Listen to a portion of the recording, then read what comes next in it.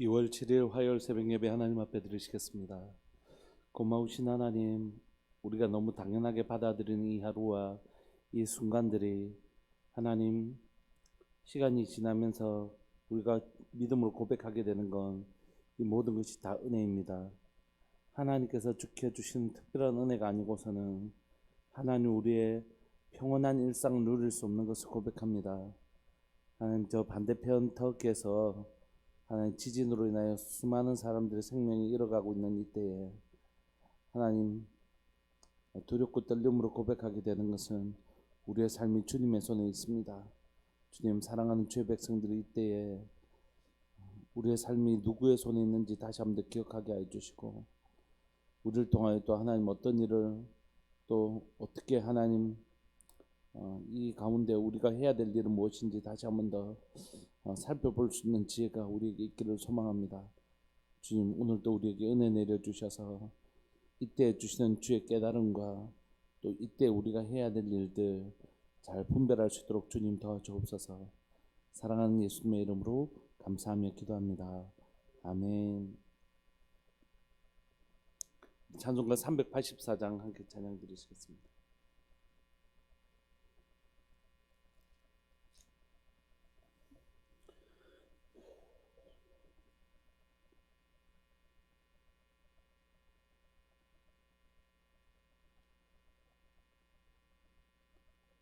찬송가 384장. 나의 갈 길 다가도록 예수 인도하시니 내 주 안에 있는 긍휼 어찌 의심하리요. 믿음으로 사는 자는 하늘 위로 받겠네. 무슨 일을 만나든지 만사 형통하리라. 무슨 일을 만나든지 만사 형통하리라.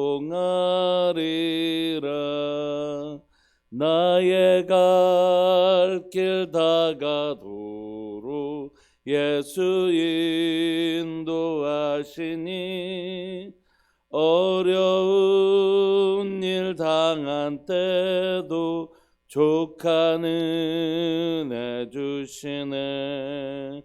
나는 심히 고단하고 영혼 매우 가라나 나의 앞에 반석에서 샘물 나게 하시네. 나의 앞에 반석에서 샘물 나게 하시네. 나의 갈 길 다가도록 예수 인도하시니 그의 사랑 어찌 큰지 말로 알 수 없도다. 성령 감화 받은 영혼 하늘 날아갈 때에 영영 부를 나의 찬송 예수 인도하셨네. 영영 부를 나의 찬송 예수 인도하셨네. 아멘.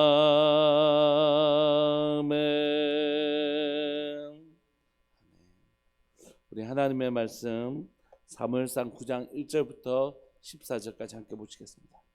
사무엘상 9장 1절부터 14절까지입니다.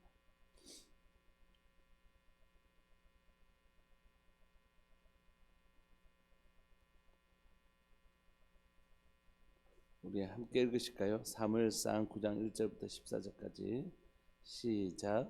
베냐민 지파에 기스라 이름하는 유력한 사람이 있으니 그는 아비엘의 아들이요 스롤의 손자요 베고라스의 증손이요 아비아의 현손이며 베냐민 사람이더라.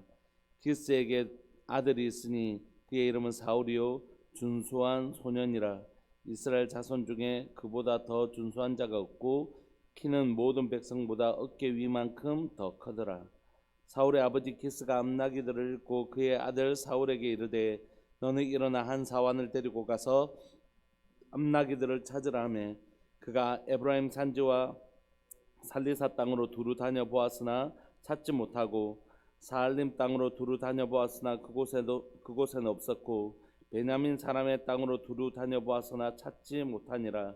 그들이 숲 땅에 이른 때에 사울이 함께 가던 사환에게 이르되 돌아가자. 내 아버지께서 암나기 생각은 고사하고 우리를 위하여 걱정하실까 두려워하노라 하니 그가 대답하되 보소서 이 성읍에 하나님의 사람이 있는데 존경을 받는 사람이라.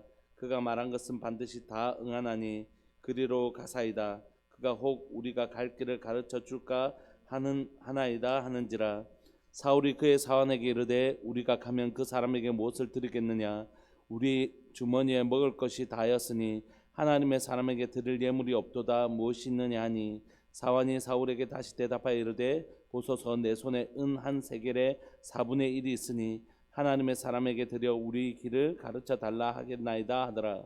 옛적 이스라엘 사람이 하나님께 가서 물으려 하면 말하기를 선견자에게로 가자 하였으니 지금 선지자라는 자를 옛적에는 선견자를 일컬었더라.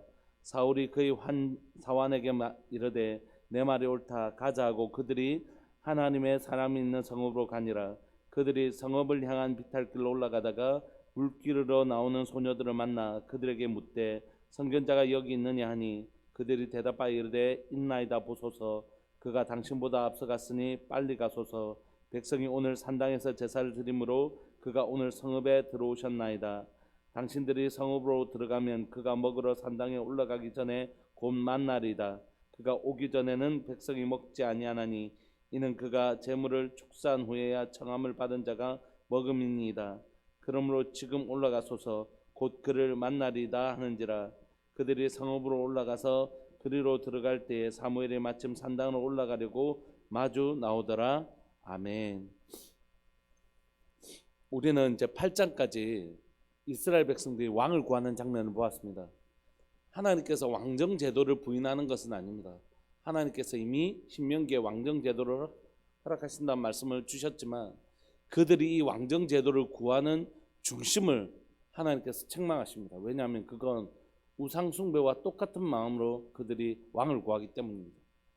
눈에 보이지 아니하는 하나님을 대신할 눈에 보이는 뭔가, 인간은 감각적으로 감각할 수 있는 것을 신뢰하는 경향이 있습니다. 그래서 사람들에게 예수님 믿으세요 이러면 내가 보이면 믿지. 하나님 살아계신 것인 거 보여도.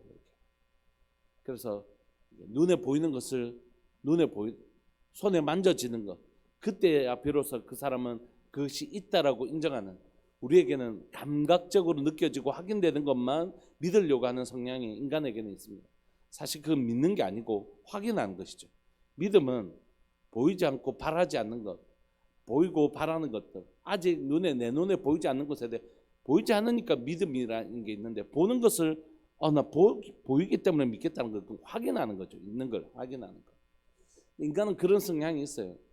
그래서 그들은 눈에 보이지 않는 하나님보다는, 왕이신 하나님보다는 눈에 보이는 사람의 왕을 구했습니다. 그러니까 그들이 눈에 보이는 사람의 왕을 구하는 건 마치 모세가 시내산에 올라갔을 때에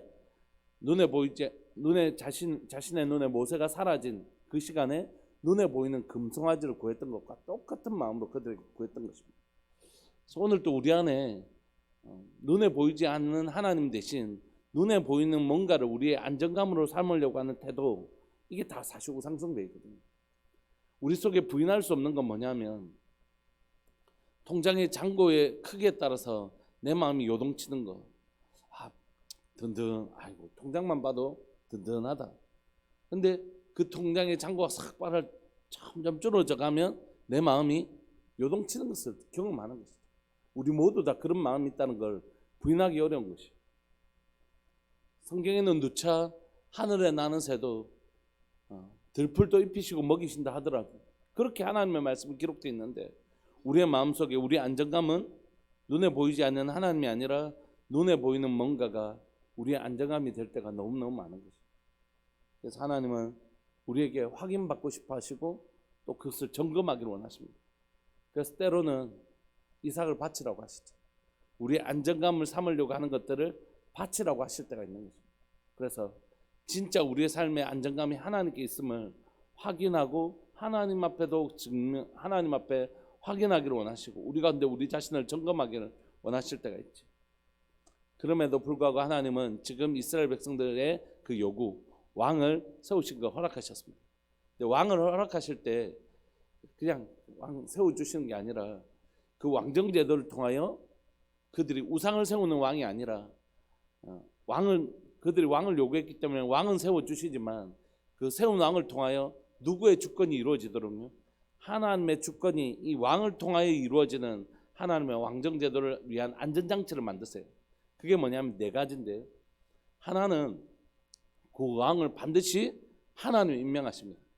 자신들이 원하는 저 사람 괜찮다 이렇게 해서 세우는 게 아니라 왕은 반드시 하나님이 결정하도록 하시는 것입니다.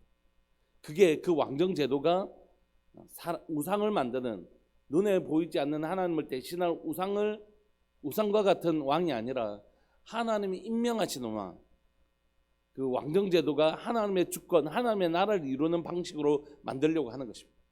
그래서 교회가 저 중직자를 뽑을 때 절대 투표, 사람이 인기 투표하듯이 더 많은 사람들을 지지를 받는 사람들을 하는 건 민주주의고요. 우리는 하나님이 누구를 선택하셨는지를 선거를 통하여 확인하려고 하는 것입니다. 그래서 절대 이 투표할 때 내 생각에 이게 들어가면 안 되는 거죠. 그건 우리 생각이죠. 이거. 내 생각을 다 내려놓고 하나님께서 어떤 사람을 하나님께서 지도자로 세우셨겠는가, 정말 깨끗한 마음으로 하나님 앞에 기도하고 그 하나님의 뜻을 알아보기 위한 투표가 돼야 되지. 그냥 더 많은 사람의 지지를 받는 그런 민주주의 방식으로 선거를 선택한 게 아니라는 거죠. 그래서 밖에서 행하는 투표와 교회에서 행하는 민주적인 방식인 이 선거가 유사하고 거의 똑같아 보일지 모르지만 그 선거를 하는 사람들의 중심, 그리고 기도라는 하나님의 의사를 묻는 방식, 이 과정을 생략하면 이거 진짜 이 선거라는 방식은 우리가 주인되는, 사람이 주인되는 방식이라는 거죠. 그래서 우리가 항상 중직을 세울 때 굉장히 중요하게 여기고 다뤄야 되는 거죠.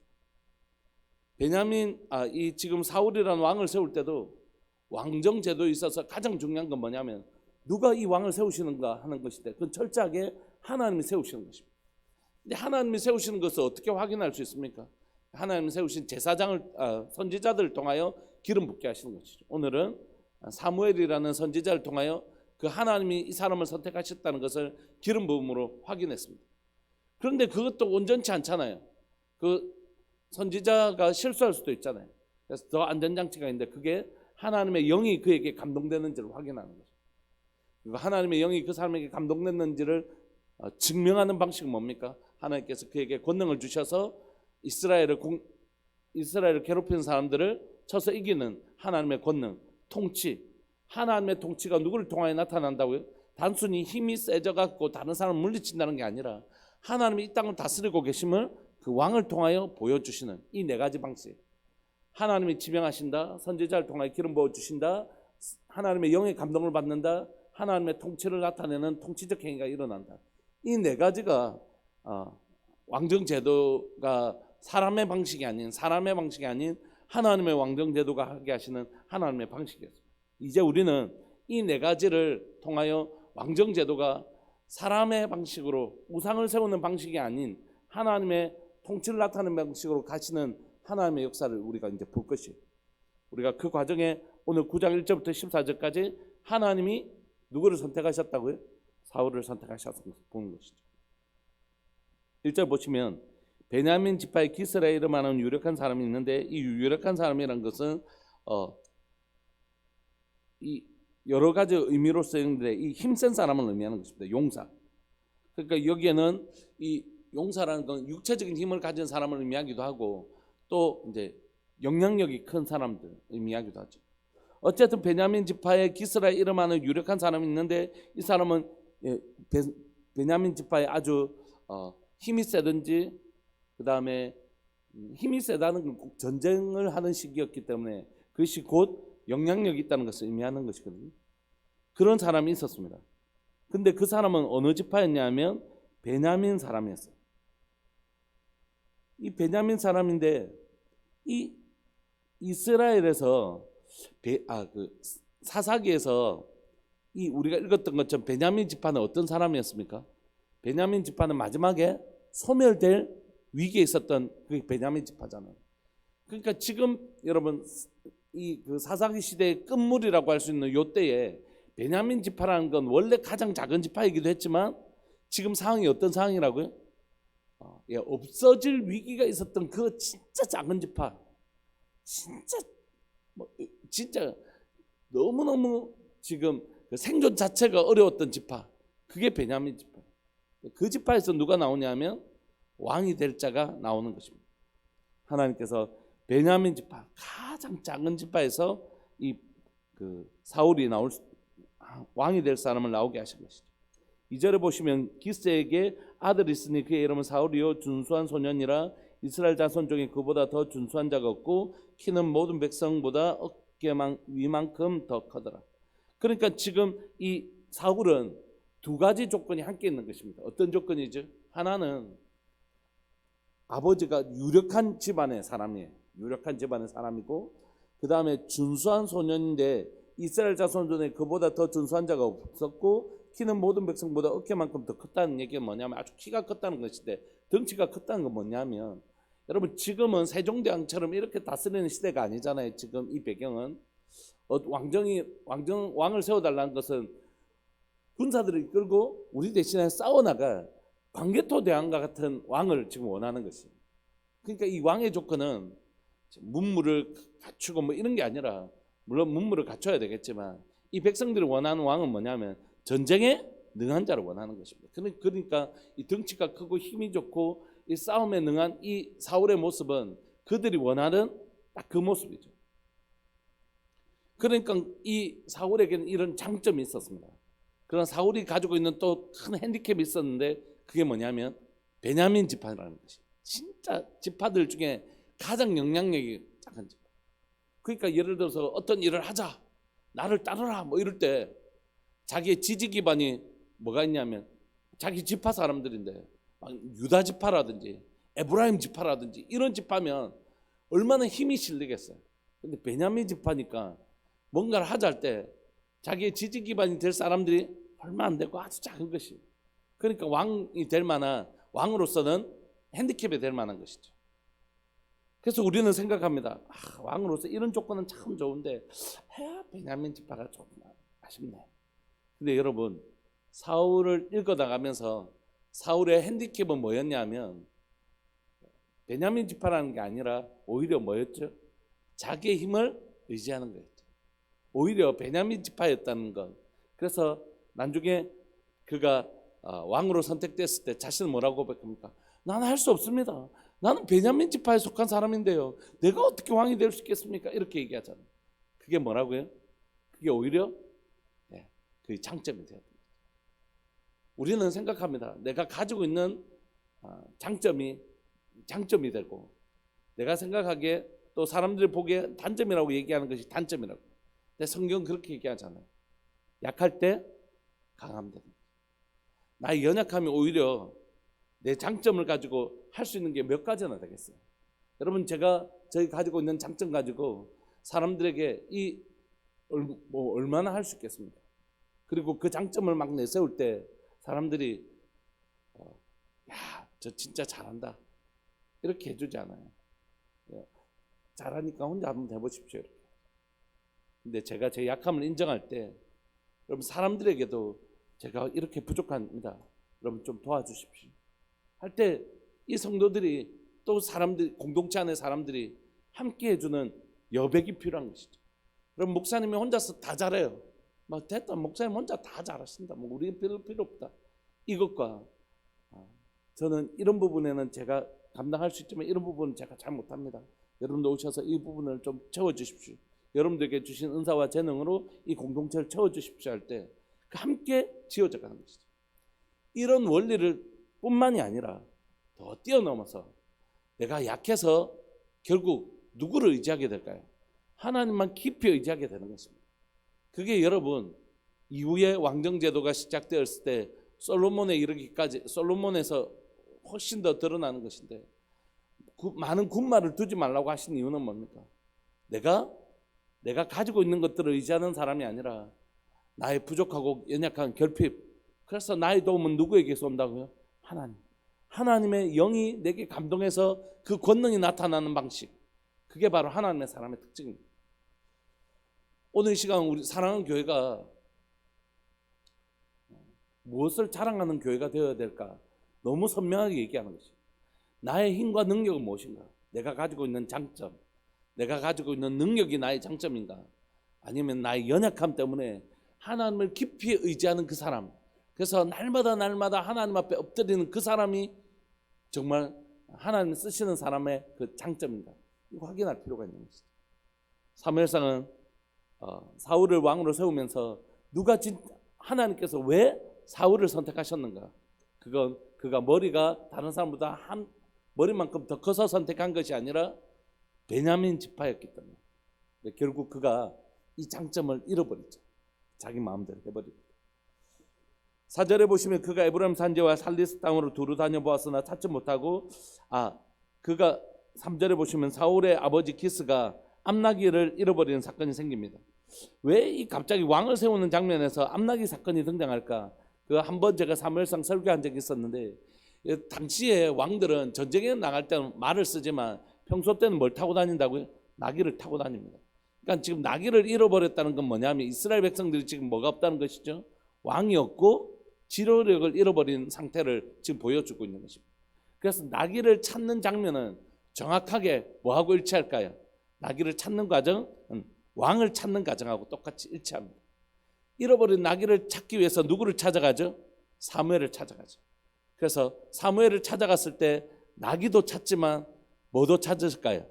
왕이 될 자를 확인받는 시간입니다.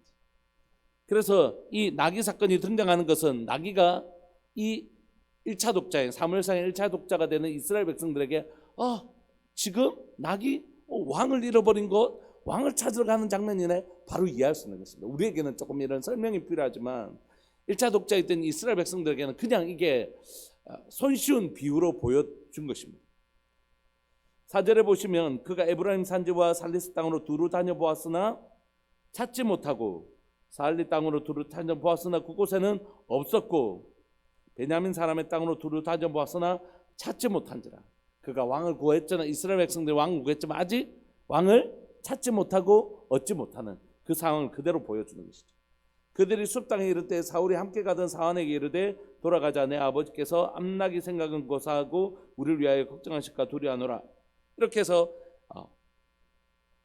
나귀를 찾는 일을 중단하려고 할 때, 즉 왕을 구하는 일이 중단되어질 그 위기에 6절에 함께 했던 사환이 누구를 소개하죠. 그가 대답하되 보소서 이 성읍에 하나님의 사람이 있는데 존경을 받는 사람이라. 그가 말한 것은 반드시 다 응하나니 그리로 가사이다. 그가 혹 우리가 갈 길을 가르쳐 줄까 하나이다 하는지라. 뭘 가르쳐 준다고요? 갈 길을 가르쳐 준다. 지금 이 사람들이 갈 길을 가르쳐 주는 것, 다시 말하면 이스라엘 백성들이 가야 될 길을 가르쳐 줄 거라는 것이, 그게 바로 사무엘입니다. 하나님이 선택하신 것을 누구를 통하여 증명하신다고요? 선지자 사무엘이 선택하고 기름 붓는 것을 통하여 이제 두 번째 단계가 진행될 것입니다.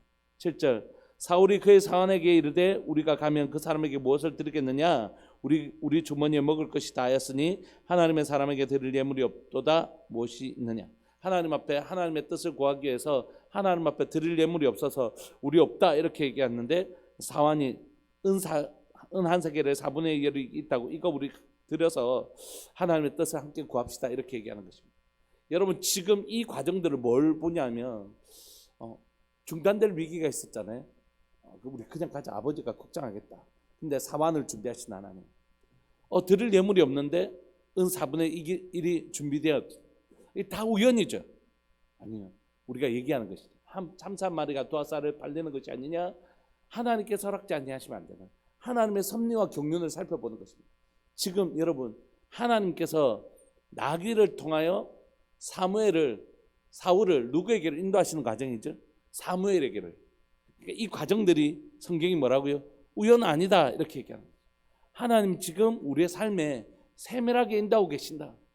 우리 속에 우연을 가장한 하나님의 놀라운 섭리가 여기에 있다 이렇게 얘기하는 거죠. 여러분 우리 삶에 일어나는 일들이 뭐 우연이지, 다 우연이지. 아니요, 우연이 아니라 뭐라고요? 하나님의 섭리입니다. 하나님의 백성들이 살아가는 삶을 하나님은 그냥 우연의 연속으로 내버려 두시는 것이 아닙니다.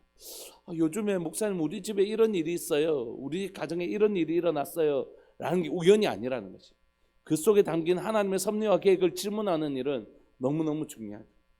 우리 청년들에게 숙제를 내주는데 숙제를 잘 안 해옵니다. 무슨 숙제를 내줬냐면 2023년을 시작해서 하나님이 우리 가운데 먼저 일하시는 건 마음의 일을 하시잖아요. 마음에 감동하시기 시작하시잖아요.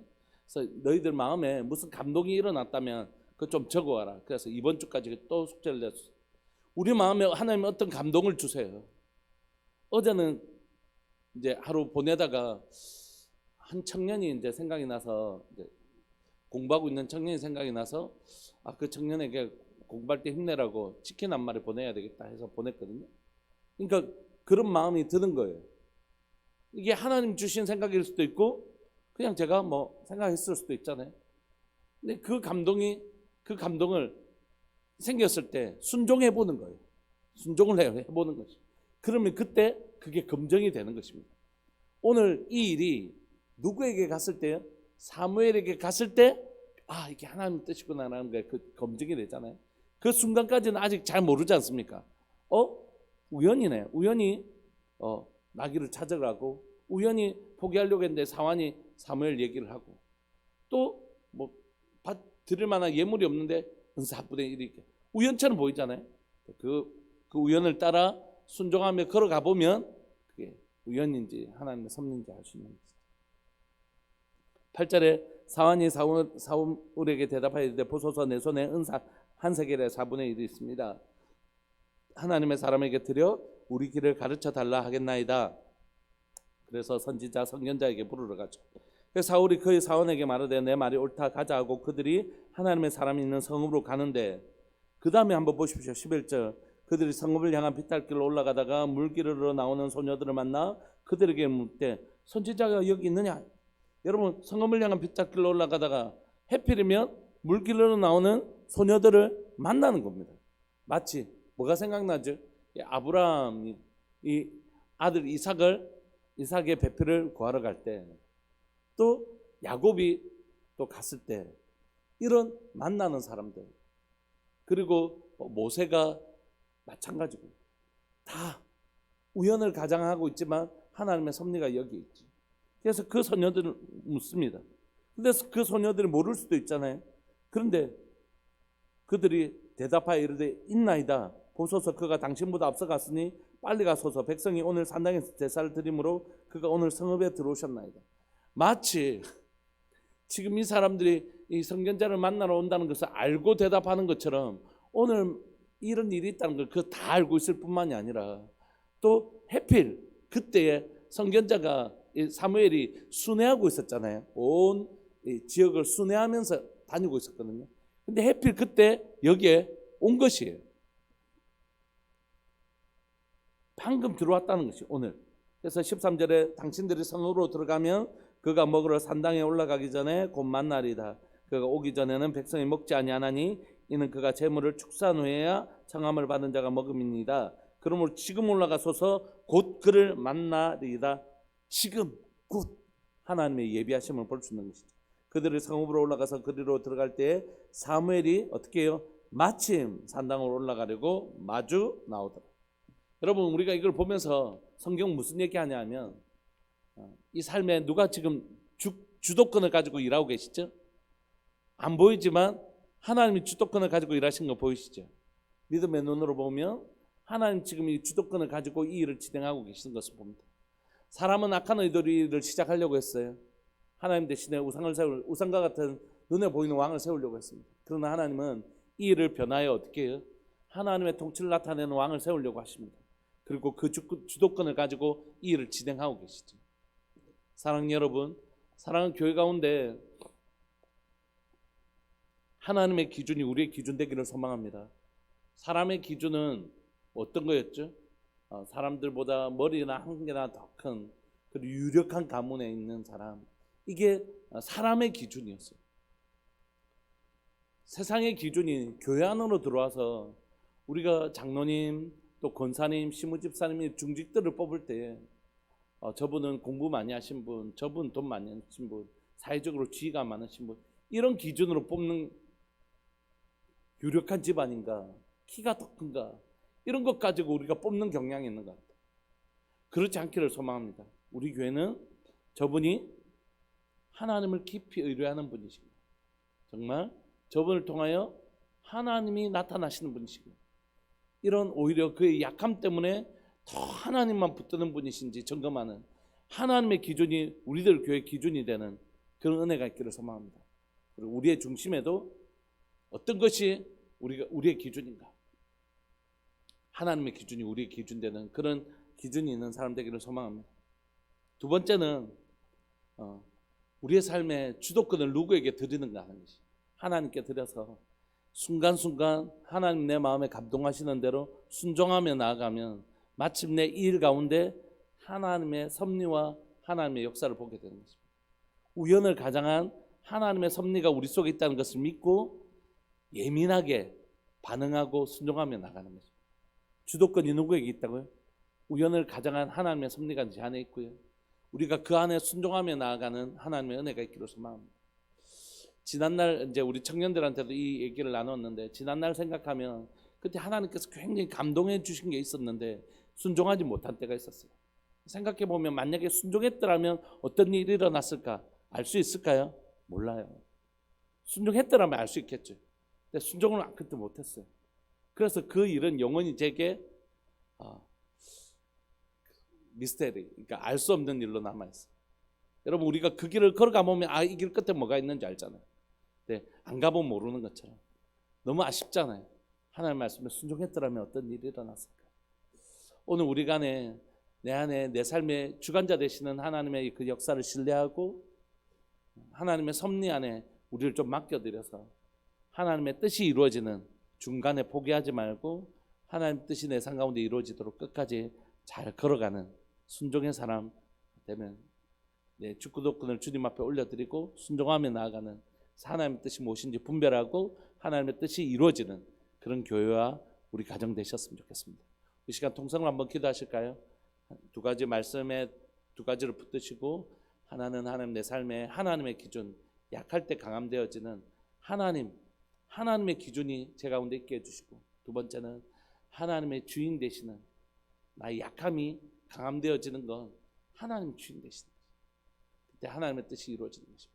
우리가 그런 사람, 그런 삶 살아가는 교회와 성도 되게 하여 주옵소서. 우리 주님의 이름을 크게 부르시면서 하나님, 오늘 또 주께 순종하며 나아가는 나의 약함을 의지하고 주께 순종하는, 주의 주권을 인정하는 그런 사람 되기를 원합니다. 우리 그렇게 기도하면서 나갑시다. 기도하시겠습니다. 주여, 살아계신 하나님 아버지, 역사하시는 하나님 감사합니다. 사랑하는 하나님이 오늘 또 귀하고 복된 말씀을 통하여 하나님 오늘 시간 약함이 강함되는 것을 보여주시고 자신의 약함을 인정하고 하나님 앞에 온전히 의지하는 그 사람, 하나님의 뜻이 무엇인지 귀 기울여 듣고 그 말씀에 순종하며 나아가는 그 사람이 하나님이 세우시는 왕이 되는 것을 보았습니다. 살아계신 하나님 아버지, 오늘 이 시간에 우리의 장점이 되는 것이 아니라 우리의 약점이 장점이 되는 것을 확인할 수 있도록 주님 도와주옵소서. 내가 약점이라고 생각했던 것들이 오히려 변하여 장점이 되는 것을 보게 하여 주시고, 나의 약함이라고 생각했던 것이 약한 것이 오히려 강함이 되는 하나님 안에서의 놀라운 비결들을 배울 수 있도록 주님 도와주옵소서. 내가 나의 약함 때문에 하나님을 더 의지하게 되었는데 내가 약할 때 오히려 강함되는 하나님 나라의 비밀을 하나 깨달아 알 수 있도록 주님 은혜 내려 주옵소서. 오늘 또 내 삶의 연약한 것들 때문에 하나님, 내 삶이 하나님 내 꿈이 꺾이는 것이 아니라, 내 약함 때문에 내 꿈이 꺾이는 것이 아니라 내 약함 때문에 오히려 하나님을 찾게 되고 그 하나님을 찾게 되는 것 때문에 하나님의 뜻이 이루어지는 사람 살아가게 되는 것을 인정하며 고백하는 사람 되게 해주십시오. 오늘 또 내 삶 가운데 일하시는 하나님의 음성 앞에 하나님 민감하게 반응하게 하시고 나를 인도하시는 그 하나님의 섭리 속에 나를 맡겨드려서 하나님 정말 하나님의 뜻이 이루어지는 복된 인생 될 수 있도록 주님 도와주옵소서. 여러분 우리 한 번만 더 기도하실까요? 우리가 교회 성도들을 늘 위해서 기도하지만 오늘 여러분들 개인 기도하실 때 꼭 우리 성도들 위해서 기도하실 때 오늘 다 같이 기도할 때는 터키를 위해서 우리 한번 기도하셨으면 좋겠습니다. 우리의 색깔과 언어도 다 다르지만 지구 건너편에 수많은 사람들이 죽어가고 있고 묻혀 있어요. 빠른 시간 내에 구출되지 않으면 어려운 상황이 있을 수도 있고 누군가의 엄마, 누군가의 아빠, 누군가의 자녀들, 누군가의 아버지, 어머니들이 다 여기 있잖아요. 우리 시간 하나님 앞에 은혜를 구했으면 좋겠습니다. 하나님 진노 중에라도 하나님 긍휼을 잊지 마시고 하나님 저 땅을 향한 하나님의 긍휼과 자비를 베풀어 달라고. 하나님 저 땅을 불쌍히 여겨달라고. 하나님 저 땅을 사는 하나님의 영혼들을 불쌍히 여겨달라고. 우리 통성으로 한 번만 기도하시고 우리 개인 기도하셨으면 좋겠습니다. 기도하시겠습니다. 살아계신 하나님 아버지, 역사하시는 하나님 아버지, 터키 땅에 있는 하나님 저 불행들을 하나님의 우리의 문제가 아니라고 하여 하나님 당장에 우리가 처하고 있는 상황이 아니라고 해서 우리가 내몰라라 하는 하나님이여 그런 사람들이 되지 않기를 원합니다. 그런 사람들 그리스도인이 아니기를 소망합니다. 살아계신 하나님 아버지, 오늘 이 시간 간절히 바랐고 소망하는 것은 사랑하는 하나님, 사랑하는 교회가 하나님이 저 터키 땅을 위하여 중보하는 교회 되게 하여 주시고 기도하는 성도 되게 하여 주셔서 저 땅에 살아가는 하나님의 그 영혼들을 불쌍히 여기시고 긍휼히 여기시고 하나님 진노 중에라도 주의 자비를 잊지 마시고 하나님 긍휼과 자비로 저 땅을 불쌍히 여겨주시기를 소망합니다. 하나님 저 땅에 사는 영혼들을 불쌍히 여겨주시고 하나님의 지금과 고통 가운데 있는 사람들과 혹시 하나님 매몰되어 있는 하나님의 영혼들 가운데 불쌍히 여겨주시고 구원하시는 하나님의 구원의 역사가 주님 일어날 수 있도록 주님 도와주옵소서. 저 땅에 있는 하나님 불쌍한 영혼들 주님 불쌍히 여겨주옵소서. 주님 긍휼히 여겨주옵소서. 주여 은혜를 구합니다. 주의 자비를 구합니다. 주님 주의 은혜를 구하오니 주여 자비를 베풀어 주옵소서. 그렇게 하실 주님을 찬양합니다. 사랑하는 예수님의 이름으로 감사하며 기도합니다. 김만숙 집사님 1,000번째 헌금 드리셨습니다. 계속해서 우리 성도들과 우리의 삶을 하나님 앞에 올려드리시고 또 하나님께서 우리 마음에 주시는 그 감동을 따라 우리 계속해서 기도하면서 나갔으면 좋겠습니다. 기도하시겠습니다.